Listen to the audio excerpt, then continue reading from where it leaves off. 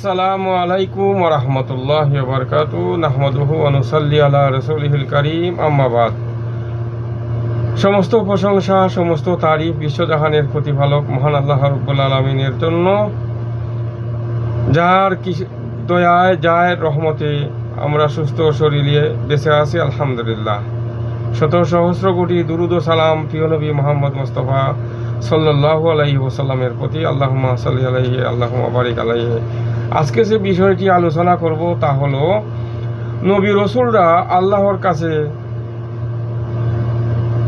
তাদের প্রয়োজনীয় জিনিস চেয়েছেন, বিপদ মুসিবতে আশ্রয় চেয়েছেন, সন্তান প্রয়োজন সন্তান চেয়েছেন। আমরা কার কাছে চাইব? আমরা কি কোনো পীরের কাছে, মাজারের কাছে, কচ্ছপের কাছে, কুমিরের কাছে, গজার মাছের কাছে চাইব? কেউ যদি আল্লাহ ব্যতীত অন্য কারো কাছে এই সন্তান চায়, সুস্থতা চায়, উন্নতি হতে চায়, তাহলে সে অবশ্যই শিরিক করলো। আর শিরিকের পরিণাম তো আপনারা জানেনই। এখন আমরা দেখি হযরতে ইব্রাহিম আলাইহিস সালাম, গুরুত্বপূর্ণ নবী, তাওহীদের শিরোমণি, তিনি যখন তার বয়স হয়ে গেছে 70-80 কাছাকাছি, এখনও তার কোনো সন্ততি নেই। এই বিষয়টি আল্লাহ রাব্বুল আলামিন সূরা সাফফাতের 100 থেকে 101 পর্যন্ত আল্লাহ রাব্বুল আলামিন তুলে ধরছেন। হযরতে ইব্রাহিম আলাইহিস সালাম বলছেন, রব্বি হাবলি মিনাস সলিহিন, হে আল্লাহ, তুমি আমাকে নেক সন্তান দাও। তার মানে ইব্রাহিম আলাইহিস সালাম আল্লাহর নিকট নেক সন্তান চাচ্ছেন। শুধু সন্তান চাইলেই হবে না, সাথে সাথে নেক সন্তান হতে হবে। আর নেক সন্তান শুধু আসমান থেকে এসেই হয়ে যাবে না, তাদেরকে গড়ে তুলতে হবে, তরবিয়াত দিতে হবে, শিক্ষা দিতে হবে। আর সেই শিক্ষার মাধ্যমেই সে একজন ভালো মানুষ হতে পারে।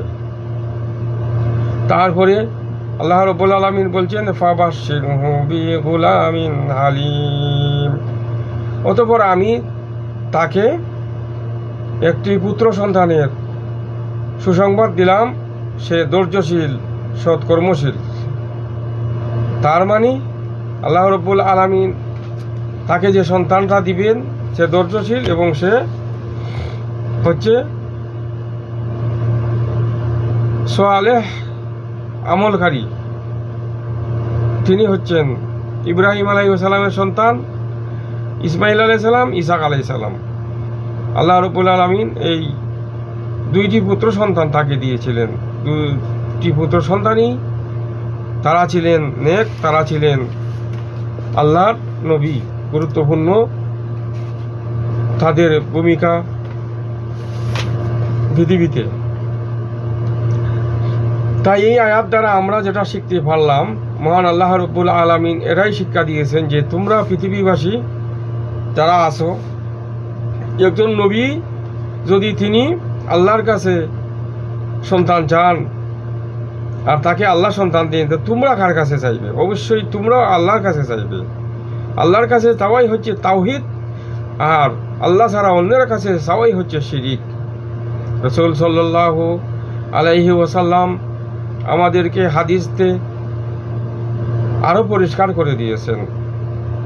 আন ইবনে আব্বাস রাদিয়াল্লাহু তাআলা আনহু قال, ইবনে আব্বাস থেকে বর্ণিত, কুনতু খালফা রাসূলিল্লাহ সাল্লাল্লাহু আলাইহি ওয়াসাল্লাম ইয়াওমান ফাকালা ইয়া গুলাম ইন্নী আল্লামুকা কালিমাতি ইয়াহফাজাল্লাহ তাজিদুহু তুজাহাকা ইজা সাআলতা ফাসআলিল্লাহ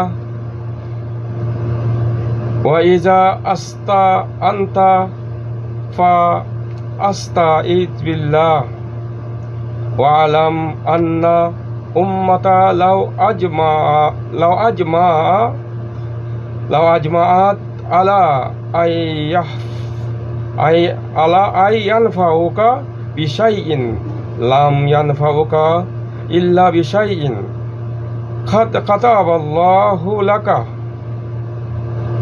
ওয়াইন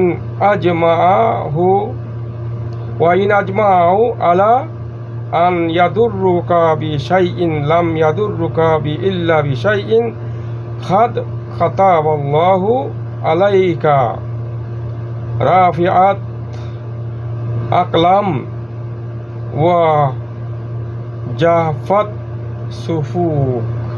সুহুফ জাফা সুহুফ। এখানে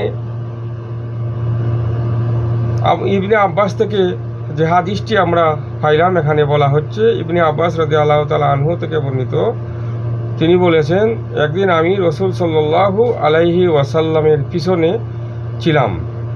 তিনি কোনো বাহনের পিছনে তিনি ছিলেন। তারপর তিনি রাসূল সাল্লাল্লাহু আলাইহি ওয়াসাল্লাম আমাকে বললেন, হে যুবক, আমি তোমাকে কয়েকটি কথা শিক্ষা দিব। তুমি আল্লাহকে সংরক্ষণ করো, তো তিনি তোমাকে সংরক্ষণ করবেন। আল্লাহকে স্মরণ করো, তাকে তোমার সামনে পাবে। যখন তুমি কিছু চাইবে, আল্লাহর কাছেই চাইবে। যখন সাহায্য চাইবে, তো আল্লাহর কাছেই সাহায্য চাইবে। জেনে রাখো, সমস্ত মানুষ যদি তোমার কোনো উপকার করতে চায়, তবে আল্লাহ তোমার জন্য যা নির্দিষ্ট করে রেখেছেন তা ব্যতীত আর কোনো উপকার করতে পারবে না। আর যদি সমস্ত মানুষ তোমার কোনো অনিষ্ট করতে চায়, ক্ষতি করতে চায়, তো আল্লাহ তোমার জন্য যা নির্দিষ্ট করে দিয়েছেন তা ব্যতীত আর কোনো অনিষ্ট বা কোনো ক্ষতি তোমার করতে পারবে না। কলম তুলে নেওয়া হয়েছে এবং পৃষ্ঠা শুকিয়ে গেছে। রাওয়াহুল তিরমিজি। এই হাদিস দ্বারাও আমরা বুঝতে পারলাম রাসূলুল্লাহ সাল্লাল্লাহু আলাইহি ওয়াসাল্লামকে আল্লাহ রাব্বুল আলামিন এই শিক্ষাই দিয়েছেন যে তুমি তোমার উম্মতদেরকে এই শিক্ষাই দাও যে যে কোনো বিষয় তাদের যখন কোনো জিনিস চাওয়ার, তারা যেন আমার কাছে চায়। আর তাদের যে বিষয় যা কিছু প্রয়োজন সেটা যেন আমার কাছেই চায়, আমি তাদেরকে দেব। আর সেই বিষয়টি আমাদের রাসূলুল্লাহ সাল্লাল্লাহু আলাইহি ওয়াসাল্লাম আর সুন্দর করে বলে দিলেন যে যখন তোমার কোনো কিছুর প্রয়োজন হবে, তুমি চাইবে, তখন আল্লাহর কাছে চাইবে। তখন তুমি আল্লাহকে তোমার কাছে পাবে। আল্লাহকে তোমার কাছে যদি আর কিসের প্রয়োজন? সে কথাই মহান আল্লাহ রাব্বুল আলামিনের রাসূল শিক্ষা দিলেন যে তোমার জীবনে যা কিছু প্রয়োজন তোমার সেই মহান রব আল্লাহর আলামিনের কাছেই বলো, আর তিনি তোমাদেরকে দিবেন। তো আমরা আল্লাহ রাব্বুল আলামিনের কাছে এই দোয়া করি যে আল্লাহ যেন আমাদেরকে রসুলের যে শিক্ষা, সেই শিক্ষা অনুযায়ী আমাদের জীবনের প্রতিটি ক্ষেত্রে, প্রতিটি জিনিস যা আমাদের দুনিয়া আখিরাতের কল্যাণকর, সেটা যেন আল্লাহ আমাদেরকে তার কাছেই চাওয়ার তৌফিক দান করেন। আল্লাহর কাছে চাইলেই আল্লাহ রাব্বুল আলামিন আমাদেরকে দিবেন। এটা আল্লাহ রাব্বুল আলামিন ওয়াদা করেছেন যে তোমরা যদি একমাত্র আমার কাছে চাও। আমরা সূরা ফাতিহাতে কি বলি? ইয়াকা না'বুদু ওয়া ইয়াকা নাস্তাইন। শুধু তোমারই ইবাদত করি আর শুধু তোমার কাছেই চাই। তাই আমরা মহান আল্লাহ রাব্বুল আলামিনের কাছেই চাই, যেমন নবী রাসূলরা আল্লাহর কাছে চেয়েছেন। মহান আল্লাহ রাব্বুল আলামিন ইউনূস আলাইহিস সালামের কথা তুলে ধরছেন। ইউনূস আলাইহিস সালাম কেমন বিপদে পড়ে গেছেন, যখন তিনি মহান আল্লাহ রাব্বুল আলামিন বলেছিলেন, ইউনূস, সে ঘটনা আপনারা জানেন, ইউনূস, তোমাকে হুকুম দেওয়া পর্যন্ত তুমি এই জায়গা ত্যাগ করবে না। তো ইউনূস আলাইহিস সালাম যখন দেখলেন আল্লাহ রাব্বুল আলামিনের এই নাফরমান বান্দারা কোনো অবস্থায় কালিমা পড়বে না, মুসলিম হবে না, নাফরমানি ছাড়বে না, আল্লাহর গজব তো এসে যাবে। তাই তিনি ভাবছেন আমি চলে যাই। তাই তিনি আল্লাহ রাব্বুল আলামিনের হুকুম আসা পর্যন্ত অপেক্ষা না করে চলে গেলেন। তারপরে তার জাতি, তারা যখন আল্লাহর গজব দেখে তওবাতিল্লাহ করার জন্য আল্লাহর কাছে কান্নাকাটি শুরু করলো, আল্লাহ রাব্বুল আলামিন তাদেরকে রক্ষা করলেন।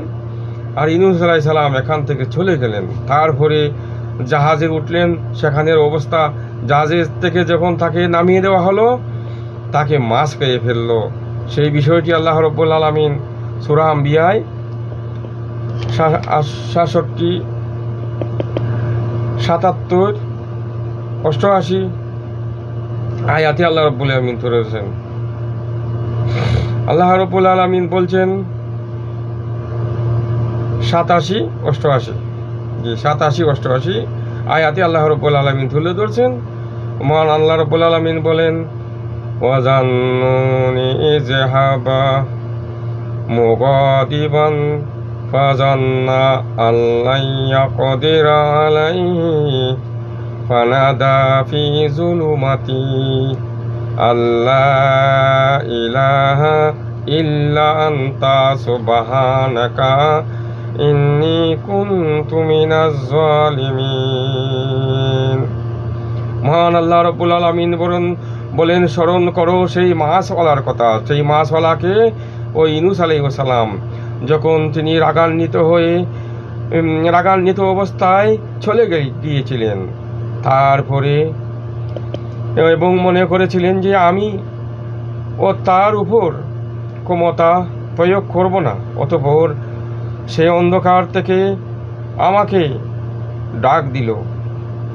সেই মাছের পেটের ভিতরে বসে তিনি যখন মহান আল্লাহ রাব্বুল আলামিনকে ডাক দিয়েছিলেন, তখন দুনিয়ার কেউ তার ডাক শুনে নাই।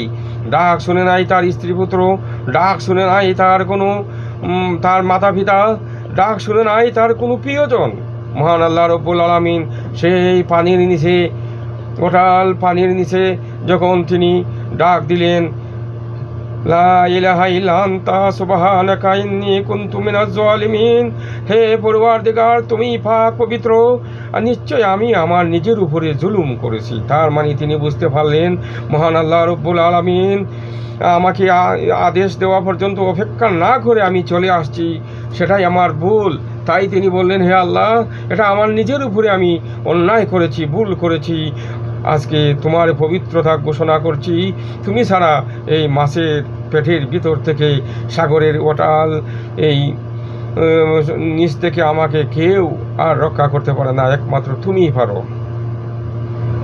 তাই বিপদে পড়ে একজন নবী আল্লাহর কাছে আশ্রয় চাচ্ছেন। কেমন বিপদ! এমন বিপদে দুনিয়ার কেউ পড়ে নাই। মাছ খেয়ে ফেলেছে, আর মাছ তাকে খেয়ে পানির পাত্তালে চলে গেছে, পানির নিচে চলে গেছে। এই অবস্থায় তিনি আশাবাদী যে আমার আল্লাহ আমাকে সেখান থেকে রক্ষা করবেন।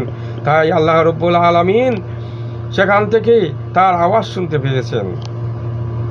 আল্লাহ রাব্বুল আলামিন বলেন, ফাস্তাজাবনা লাহু ওয়া নাজ্জাইনাহু মিনাল গাম্মি ওয়া কাযালিকা নুইজিল মুমিনিন।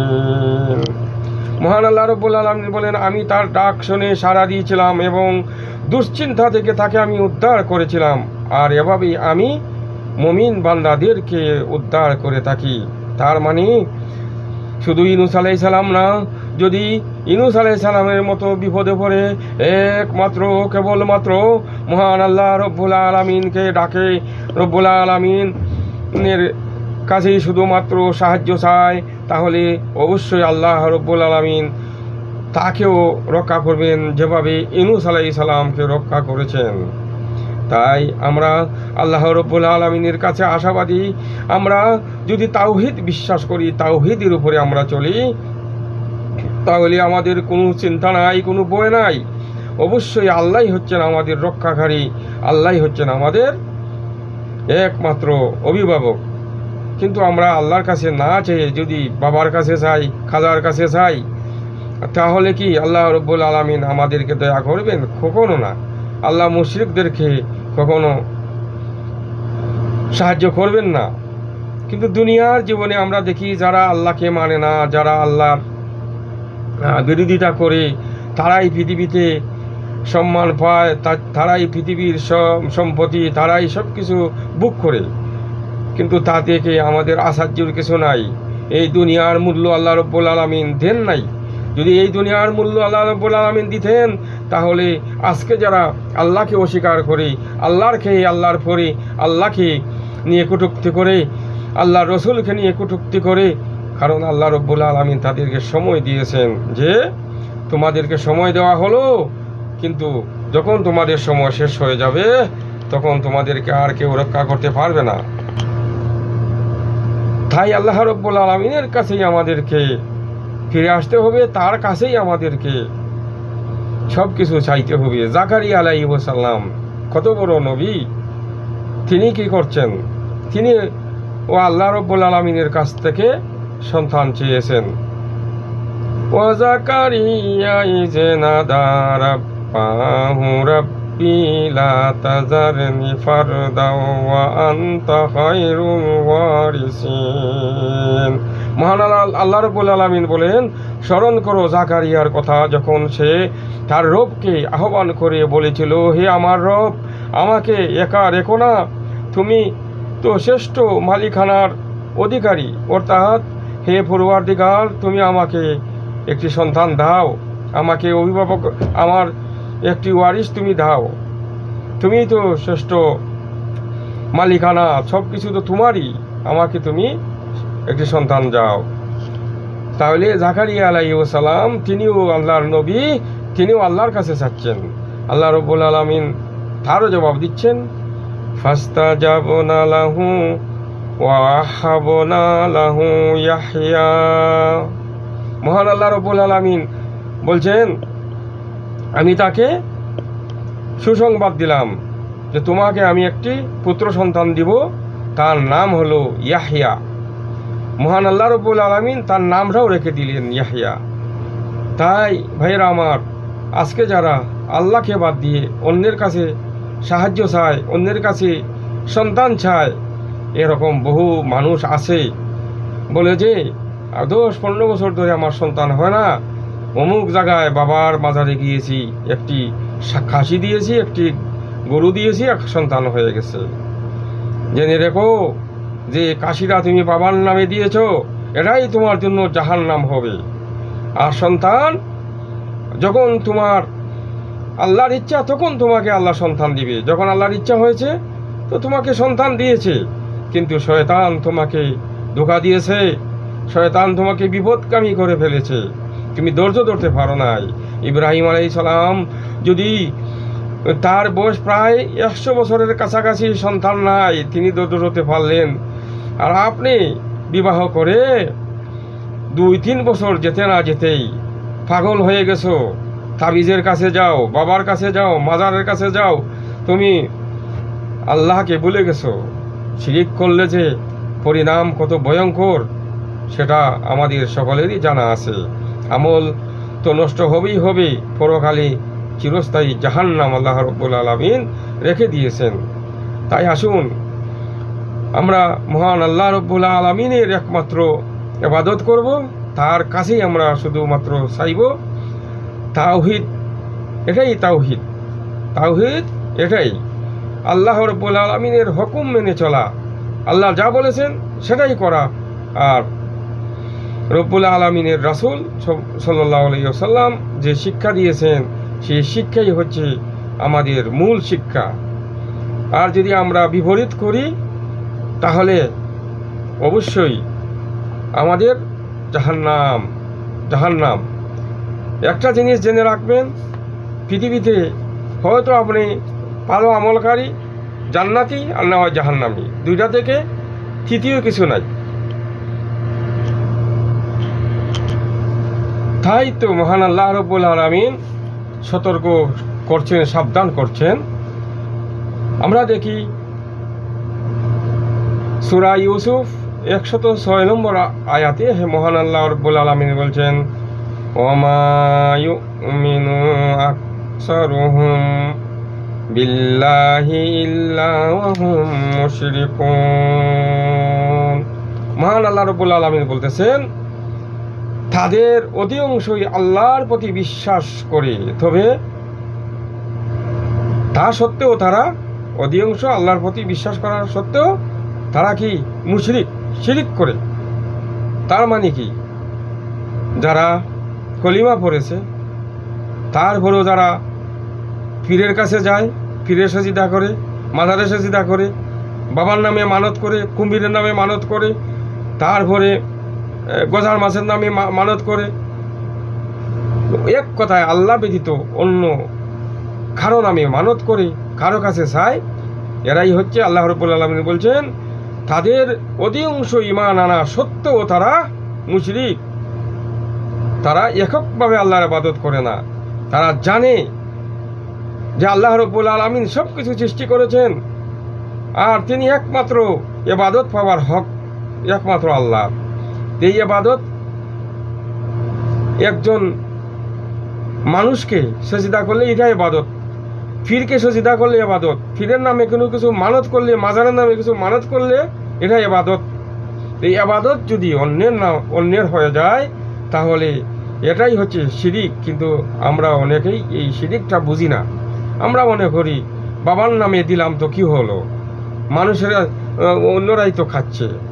আপনি জেনে রাখুন, যদি কোনো মাজারে 1টি টাকা দেন, একটি টাকা দেওয়ার সাথে সাথে আপনার জীবনের যত আমল আছে সব কিছু আপনার শেষ। এরপরে আর আপনার আমল নামায় কোনো কিছু থাকবে না। এটাই হচ্ছে ইসলাম, এটাই হচ্ছে তাওহীদ। আপনি অবশ্যই জানেন রাসূল সাল্লাল্লাহু আলাইহি ওয়াসাল্লাম বলেছেন, একজন ব্যক্তি একটি মাছি আল্লাহ ছাড়া অন্যের নামে দেওয়ার কারণে সে জাহান্নামে চলে যাবে, আর একজন আল্লাহর নামে, আল্লাহ ছাড়া অন্যের নামে একটি মাছিও দিল না, কোনো কিছুই দিল না, সে জান্নাতে চলে যাবে। একটা মাছি কি? একটা মাছি তো সাধারণ একটি জিনিস, কিছুই না। এই একটি মাছি দেওয়ার কারণে, আল্লাহ ব্যতীত অন্যের নামে এই একটি মাছি সে দেওয়ার কারণে সে জাহান্নামে চলে যাচ্ছে। আর আপনি মাজারে লক্ষ লক্ষ টাকা দেন, মাজারকে আপনি সংস্কার করেন। মানুষ না খেয়ে আসে, মানুষ রাস্তায় ঘুমাচ্ছে, ঘর নাই, খাবার নাই। মানুষ, মহিলারা, অনেক মা দেখছি রাস্তায় সন্তান, ছোট সন্তান নিয়ে বসে আছে, ভিক্ষা করছে। তাদেরকে তুমি 2 টাকা দিতে পারো না, মাজারে দিচ্ছ। এই টাকা তোমার জন্য কাল কিয়ামতের দিন জাহান্নামের কারণ হবে। এই মাজার ব্যবসা ছেড়ে দাও। এই দেখেন, কুমিরের কাছে গিয়ে কি করছিল? ওই কুমিরের কাছে যাওয়ার পর ওই যে নিষ্পাপ শিশুটাকে কুমির খেয়ে ফেলছে। আরে কুমির ফির হবে কিভাবে? কুমির কি কোনো ফির হতে পারে? কুমির তো কুমিরই, তার কাছে যেই যাবে তার যখন ক্ষুধা পাবে তাকেই খেয়ে ফেলবে, এটাই তার কাম। অথচ এই কুমিরের কাছে গিয়ে মানত করতেছে। আর ওই ব্যবসায়ী কিছু দালাল রয়েছে, এরা নিকৃষ্ট প্রাণী, এই কুমিরের চেয়েও এরা নিকৃষ্ট। এরাই এগুলার ফজিলত বলে, আর সাধারণ মানুষ এদের কপ্পরে ভরে ইমান হারা হয়ে যাচ্ছে। তো আল্লাহর কাছে দোয়া করছি, মহান আল্লাহ রব্বুল আলামিন যেন আমাদেরকে এই সমস্ত শিরকি কাম থেকে বাঁচিয়ে রাখে। যেভাবে আল্লাহ বলেছেন, তোমরা একমাত্র আমার ইবাদত করো, একমাত্র আমার কাছে চাও। আমাদের জীবনের যা কিছু আমাদের প্রয়োজন আল্লাহ ছাড়া কে জানে, কে জানবে আমার বিষয়? তাই সব কিছু আমরা আল্লাহর কাছে বলবো। আল্লাহ অবশ্যই আমাকে, আমার ডাক শুনবেন, অবশ্যই আমাকে দিবেন। এই জন্যই তো নবী রসুলদের কাহিনী মহান আল্লাহ রব্বুল আলামিন তুলে ধরেছেন। তো সময় শেষ হয়ে গেল, এই জন্য শেষ করতে হচ্ছে। আল্লাহ রব্বুল আলামিন যেন আমাদেরকে তাওহীদের উপরে প্রতিষ্ঠিত রাখেন। একমাত্র আমরা যেন আল্লাহর কাছে চাই, একমাত্র আমরা যেন আল্লাহ রব্বুল আলামিনের ইবাদত করি, তার কাছেই চাই, তার কাছেই আমরা আমাদের জীবনের সব কিছু খুলে বলি। সন্তান প্রয়োজন, সন্তান চাইবো। স্বাস্থ্য ভালো না, স্বাস্থ্য চাইবো। অসুস্থতার জন্য চাইবো। যা কিছু প্রয়োজন মহান আল্লাহ রাব্বুল আলামিনের কাছে আমরা চাইবো। বারাকাল্লাহু ফি ওয়া লাকুম ফিল কুরআনি ওয়া সুন্নাহ ওয়া নাফা'আনি ইয়াকুম বিমা ফিহিমা মিনাল বায়্যিনাতি ওয়াল হুকম ওয়াল হিকমা। আস্তাগফিরুল্লাহ লি ওয়া লাকুম লিসাইরিল মুসলিমিন মিন কাল যামমি ওয়া খাতা'i ফাস্তাগফিরু ফা ইন্নাহু লা ইয়াগফিরু যুনুবা ইল্লা আনতা। সুবহানা রাব্বিকা রাব্বিল ইজ্জাতি আম্মা ইয়াসিফুন ওয়া সালামুন আলাল মুরসালিন। আলহামদুলিল্লাহি রাব্বিল আলামিন।